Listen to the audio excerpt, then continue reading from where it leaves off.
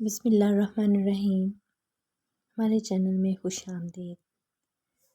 جب سب لوگ جاریہ کو ایسے دیکھ رہے تھے تو اس جنسات سے یہ برداشت نہیں ہوتا کہ کوئی اس کی بیوی کو پاگل کہے، تو وہ اسی وقت ان تمام سانپوں کو سب کے سامنے آنے کا حکم دیتا ہے۔ اس کے حکم کی دیر تھی کہ سب سانپ حال میں گھومنا شروع کر دیتے ہیں اور ان تمام کے ارد گرد گھومنا شروع کر دیتے ہیں جو اس کی بیوی کو مسخرانہ دیکھ رہے تھے۔ اب پورا حال سانپوں سے بھر چکا تھا۔ نادیہ دیکھو، میں سچ کہہ رہی تھی، کب سے کہہ رہی تھی، تم سب میری بات نہیں مان رہے تھے۔ وہ سب ان کو ڈسنے کے لیے بے تاب تھے، مگر اس جن ذات کے حکم کے منتظر تھے اور اس کے حکم کے مطابق اب حال کی دیواروں پر رینگ رہے تھے تاکہ وہ سب سوائے جاریہ کے حال سے باہر جا سکیں۔ جیسے ہی سانپ ادھر ادھر ہوتے ہیں، پرنسپل صاحب کو باہر جانے کا حکم دے کہتی ہیں۔ جاریہ بھی جانا چاہتی تھی، وہ جیسے ہی قدم اٹھاتی ہے 3 سے 4 سانپ اسے چاروں طرف گھیر لیتے ہیں۔ نادیہ اس کے پاس جا رہی تھی تو ایک سانپ اسے ڈسنے کی کوشش کرتا ہے۔ مناہل کے بروقت کھینچنے پر وہ بچ جاتی ہے۔ مناہل اسے باہر لے جاؤ، جاریہ انہیں باہر جانے کا کہتی ہے مگر وہ اسے انکار کر دیتی ہے، اور وہ جن ذات ان کا اپنی دوست کے لیے فکر مند دیکھ کر خوش ہوتا ہے جنہیں اپنی جان کی پرواہ نہیں تھی۔ وہ جاریہ کے منہ سے سب کچھ سچ سننا چاہتا تھا، اس لیے ان سانپوں کے ذریعے انہیں حال سے باہر بھیجتا ہے۔ سب کے جانے کے بعد حال کا دروازہ خود بخود بند ہو جاتا ہے۔ دیکھو، بس آخری بار مجھے جانے دو، میں وعدہ کرتی ہوں آج کے بعد کسی کے قریب نہیں جاؤں گی، پلیز مان جاؤ تم سب۔ بیوٹی، تمہیں کون تنگ کر رہا ہے اور کیوں؟ یہ سب تو میں پتہ لگا لوں گا، مگر تم نے ان کی بات مان کر بزدلی دکھائی، اس کی سزا تو تمہیں ملے گی۔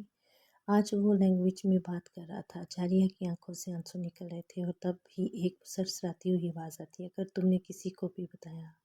نہیں، میں سچ کہہ رہی ہوں، مجھے کوئی تنگ نہیں کر رہا۔ اور وہ تو ایسے بول رہی تھی، مجھ سے جھوٹ بولنے کا سوچنا بھی مت، ورنہ بہت ہی بری سزا دوں گا بیوٹی۔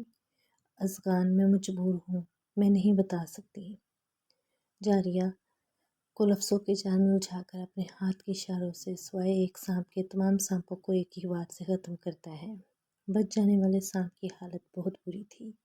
وہ اس کے جسم پر اپنے نام کا ٹیٹو بناتا تھا تاکہ وار کرنے والوں کو آنے والی موت کا اندازہ ہو جائے۔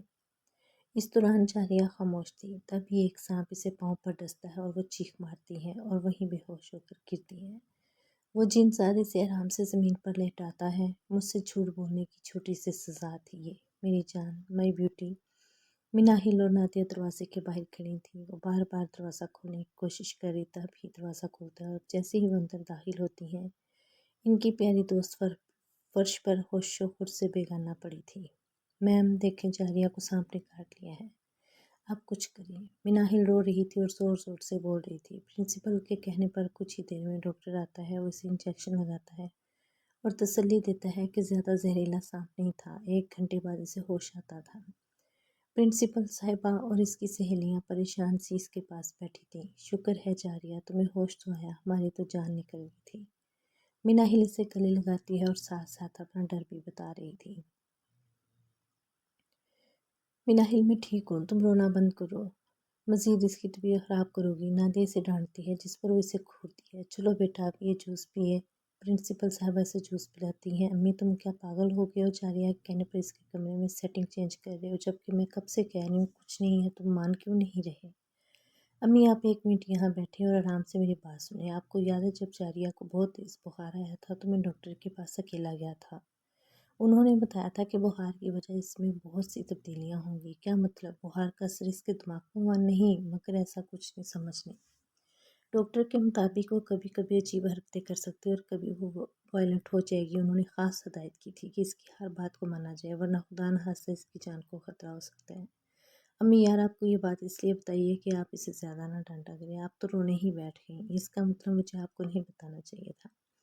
نہیں، میں تو نہیں رو رہی، میں بھی کہوں میری بیٹی کمزور اور چڑچڑی ہوتی جا رہی ہے، بجائے اسے سمجھنے کی اسے ڈانٹتی تھی۔ چلو تم جب تک سیٹنگ کرو، میں آج اپنی بیٹی کے لیے اس کا فیورٹ کھانا تیار کرتی ہوں۔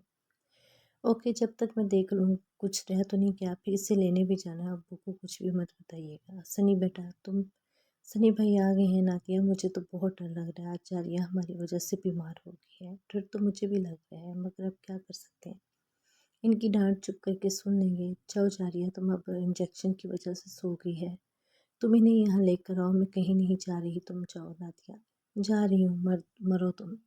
जारिया कहाँ है? वो इसे अकेला देखकर पूछता है। वो सनी भाई, जारिया को सांप ने काटा है। वट, तुम्हारा दिमाग चल गया था? अभी बता रही हो मुझे? परेशान होने की कोई बात नहीं, डॉक्टर ने चेकअप किया है और इंजेक्शन भी लगा दिया है, तो वो अब बेहोश है। सनी से गुस्से से घूरता है। मतलब सनी भाई, वो सो रही है। जारिया मेरी जान देखो तो क्या हालत होगी है, कैसे सांप ने डसा, और तुम दोनों कहाँ थी? इसका ख्याल रखने का कहा था, ऐसे रखा कर ख्याल। वो इसे अपनी बाहों में उठा कर ले जा रहा था और साथ साथ दोनों की क्लास भी ले रहा था। दिल तो चाह रहा है यहीं तुम दोनों को छोड़कर चला जाऊं, मगर जारिया की वजह से ऐसा नहीं कर सकता। नादिया पर बैक सीट पर पहले बैठती और जारिया का सर इसकी गोद में होता, जबकि मनाहिल फ्रंट सीट पर डरी हुई बैठी थी। मजीद सनी की गुस्सा भरी आंखों ने काम तमाम कर दिया था। सनी भाई, चुप करके बैठो, मुझे फिलहाल कुछ नहीं सुनना। मिनाहिल जो भी बोल रही थी, सनी के ऊंचा बोलने पर खामोश होकर बैठ जाती है। जैसे ही वो घर पहुंचती है, वो जारिया को इसके रूम में लेकर जाता है। पीछे मिनाहिल और नादिया भी अंदर जाती हैं। तुम दोनों क्यों आ रही हो? इतना सब कुछ करने के बाद चैन नहीं मिला क्या? आप सनी, ये किस तरह अपनी बहनों से बात कर रहे हो? इसकी अम्मी ही से डांटती हैं, जिस पर वो खामोश हो जाता है और इन जालिया के रूम से बाहर निकलता है। खुद भी बाहर आता है। डाइनिंग हॉल में दोनों सोफे पर बैठी रो रही थी।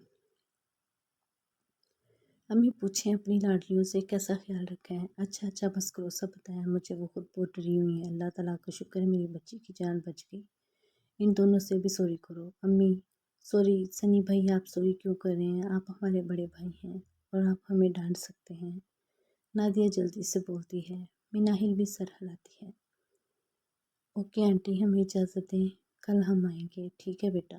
जारिया को सोते हुए महसूस हो रहा था कोई इसके जख्मी पाँव को छू रहा है। इसे जलन हो रही थी और बहुत दर्द हो रहा था। वो अपना पाँव साफ करने की कोशिश करती है, मगर जैसे ही जिन साथ का एहसास होता है, वो साकन होती है, जिस पर वो जिन साथ मुस्कुराता है। ब्यूटी, बस थोड़ा सा दर्द बर्दाश्त करना पड़ेगा, फिर सब ठीक हो जाएगा। वो कुछ पढ़ रहा था जिससे इससे पहले तो अजियत महसूस हो रही थी। कुछ देर बाद सुकून मिल रहा था। इसी दौरान इसका चेहरा सर्द हो चुका था। वो भी आवाज़ रो रही थी, सब ठीक है माय वाइफ। वो इसके बालों में हाथ फेरा, तभी कोई इसके पास आता है। इस वक्त वो किसी की भी मुदाखलत बर्दाश्त नहीं कर सकता था, इसलिए इसका चेहरा गुस्से की शिद्दत से सुर्ख हो गया था। इसके गुस्से के नतीजे में जारिया को तकलीफ हो रही थी। इसकी सिसकी सुनकर वो होश में आता है। वो अपने गुलाम को जाने का हुक्म देता है। वो जारिया के बालों पर गिस करता है। बेटी, अभी तो मैं जा रहा हूँ, बहुत जल्द तुम्हारे पास आऊँगा, और इस फूल को संभाल कर रखना, और अब तुम्हें कोई परेशान करे तो इनकी बात ना मानना। वैसे अब किसी की हिम्मत नहीं कि तुम्हें परेशान करे, किसी से अब नहीं डरना, समझ आ रही है मेरी बात? वो सर हिलाती है। वो इसके बालों की खुशबू अपनी सांसों में उतारता है, क्योंकि अब की बार दूरी ज़्यादा दिन की थी। इसका दिल अपनी ब्यूटी को इस हालत में छोड़ना नहीं चाहता था, मगर इसे जाना था। जाने से पहले इसने इसके कमरे को और घर को महफूज कर दिया था, ताकि किसी को भी बुरी ताकतों का असर ना हो सके।